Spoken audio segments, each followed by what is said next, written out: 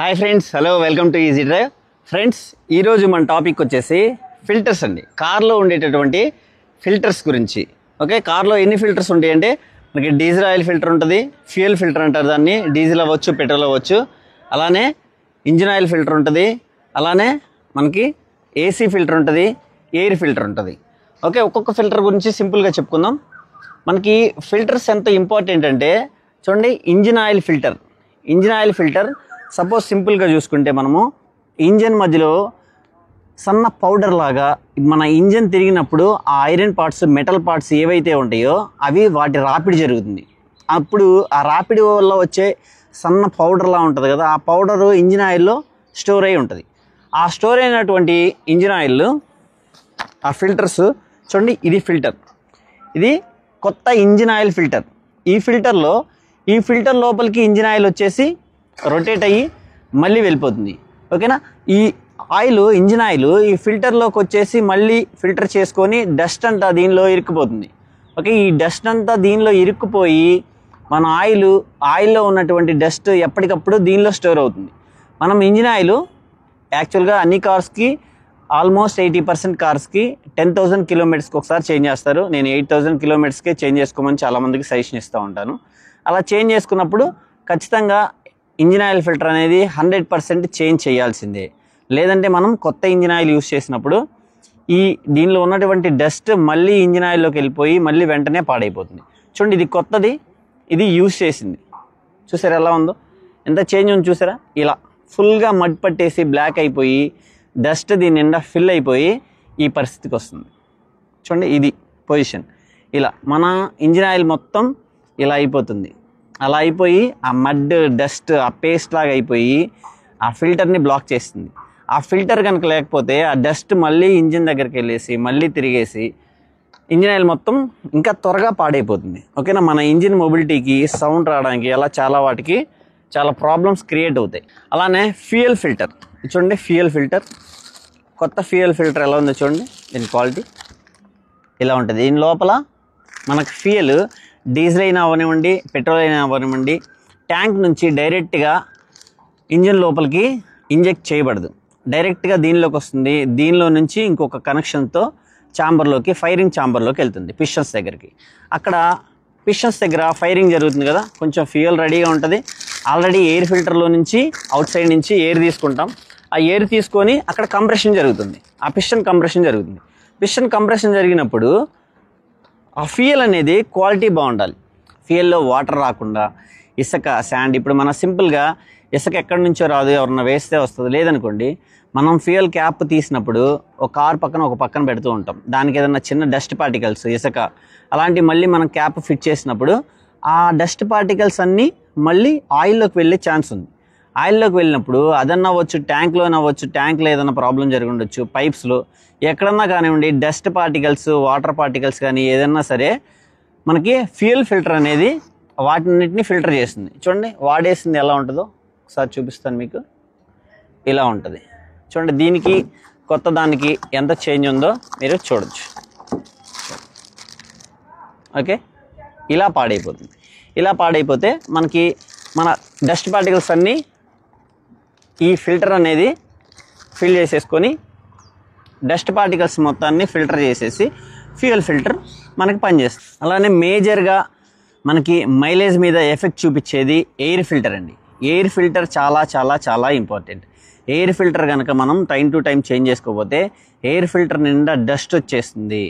Dust రావడం వల్ల మనకి కంప్రెషన్ జరగడానికి ఫ్యూయల్ ఫిల్టర్ నుంచి వచ్చే ఫ్యూయల్ మంచి క్వాలిటీగా ఉంటుంది, ఆల్రెడీ ఫిల్టర్ చేసేస్తుంది. కాబట్టి ఎయిర్, బెస్ట్ క్వాలిటీ ఎయిర్, మంచి ఒక క్వాలిటీ అమౌంట్ ఆఫ్ ఎయిర్ లేకపోతే మనకు అక్కడ కంప్రెషన్ జరగడానికి ప్రాబ్లం జరుగుతుంది, స్మోక్ రావడానికి. అది కాక మైలేజ్ మీద ఎఫెక్ట్ కూడా చూపిస్తుంది. ఇక్కడ క్లియర్గా కంప్రెషన్ జరిగి, ఫైరింగ్ జరిగి, పిస్టన్స్ ప్లే అవుతేనే మనకి కారు ఇంజన్ బాగుంటుంది, మొబిలిటీ బాగుంటుంది. అలానే మన కారులోంచి వచ్చే స్మోకు బాగుంటుంది.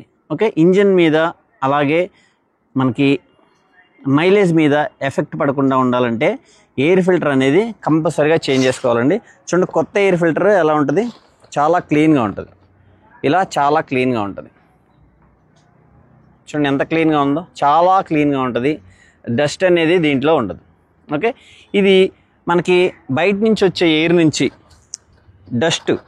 డస్ట్ మొత్తాన్ని, డస్ట్ పార్టికల్స్ని, అలానే మనకి నైట్ టైం డ్రైవ్ చేసినప్పుడు పురుగులు అలాంటివన్నీ వచ్చేసి దీన్ని బ్లాక్ చేస్తాయి.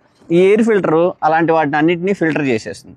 సపోజ్ ఎయిర్ ఫిల్టర్ కనుక బ్లాక్ అయితే మనకి రన్నింగ్లోనే కార్ ఆగిపోయే ఛాన్స్ కూడా ఉంది. అలాంటివి నేను ఇంతకుముందు ఫేస్ చేశానండి. ఇటియోస్ కార్లో కూడా నేను అలా ప్రాబ్లం ఫేస్ చేశాను. ఎయిర్ ఫిల్టర్ డస్ట్తో ఫిల్ అయిపోయి మనం మైలేజ్ సరిగా రాక కారు అలానే జర్కీగా వెళ్తుంది. ఓకే, అలాంటి ప్రాబ్లమ్స్ ఏమి రాకూడదు, మంచి మైలేజ్ రావాలి అనుకుంటే మనం బెస్ట్ అమౌంట్ ఆఫ్ ఎయిర్ ఇంజన్కి అందించాల్సి ఉంటుంది. అది ఓన్లీ ఒక ఎయిర్ ఫిల్టర్లతో మాత్రమే. మన ఎయిర్ ఫిల్టర్ క్వాలిటీగా ఉండేలా చూసుకుంటే డస్ట్ లేకుండా ఎప్పటికప్పుడు డస్ట్ క్లీన్ చేయించుకోవచ్చు. లేదంటే మనం ఇంజిన్ ఆయిల్ చేంజ్ చేసినప్పుడల్లా ఎయిర్ ఫిల్టర్ క్వాలిటీ చెక్ చేయించుకొని ఎయిర్తోని క్లీన్ చేయించుకొని, డస్ట్ ఏదైనా లైట్గా డస్ట్ ఉంటే ఎయిర్తోని క్లీన్ చేయించుకొని, కొంచెం ఎక్కువ డస్ట్ ఉంటే కనుక అది తీసేసి కొత్త ఎయిర్ ఫిల్టర్ వేసుకోవడం మంచిది. మన మైలేజ్ మీద ప్రభావం చూపించకుండా ఉంటుంది. నెక్స్ట్ ఏసీ అండి.